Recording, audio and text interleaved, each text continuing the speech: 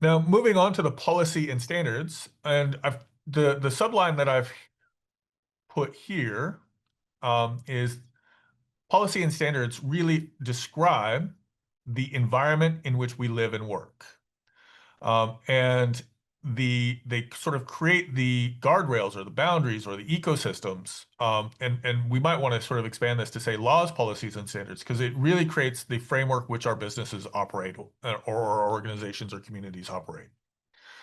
And trust architects need to understand the ecosystem in which they're operating in order to be able to make sure that they can build that competitive advantage and business case. And that becomes a key part of a key input into the ecosystem in which they're working. Now, currently, trust architects, where we're focused on is accelerating the race to the top. And the key sort of idea here is that we're seeing a real sort of shift. And I'll talk a little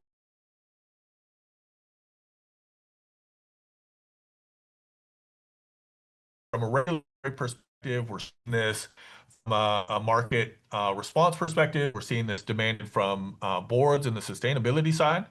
But we're sort of in this either or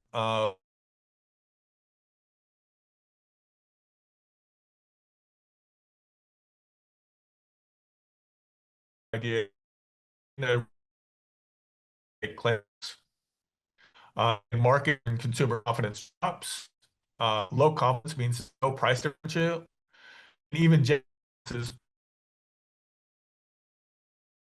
and that's greenwashing is, and that's the current state today for the most part. And what we're seeing here is that people who are trying to do the right thing from a supply chain perspective are facing are facing a situation where it's too hard to get information about their products that they're buying, and so they're reverting to the national averages or the regional averages. And what happens when you revert to the average price differential is it's actually penalizing the folks who are investing in high quality products because they're getting the average price, which is less than, and the people who are doing nothing, who are not investing, get a higher price because they don't incur the costs and they're getting more value for their businesses. And so, from a competitive differentiation perspective, they're actually in a position to outcompete because they have lower costs and are getting the same price. On the other side, though, and this is what we're trying to create, is a marketplace where it's hard to fake claims, and consumer confidence improves, higher prices are justified, and businesses can compete on the quality of claims. And the thing that we're seeing in the market that kind of gives us a sense that this is occurring is one, the regulatory response, but we're also starting to see um, the key shift inside of businesses of moving some of this work from where it started, which was in marketing. Then it's kind of moved to technology as a technology project, but we're increasingly seeing the work around sustainability and environmental and social and governance activities moving into the core of the business, into operations, as opposed to just into the um, just as a sort of support function. We're seeing it move into a core function inside of businesses. So some of the policy and standards we're paying attention to, ESPR, CRFD, RIA, CSRD, EUDR, tariffs.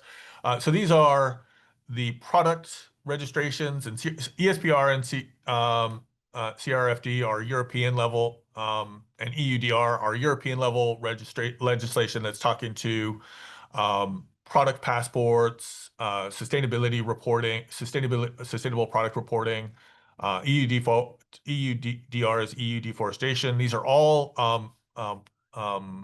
policies that are trying to create differential pricing and differential market signals on sustainability reporting. CSRD is the Australian one around carbon. IRA is the Inflation Reduction Act, and tariffs. So those are the US sort of ecosystem.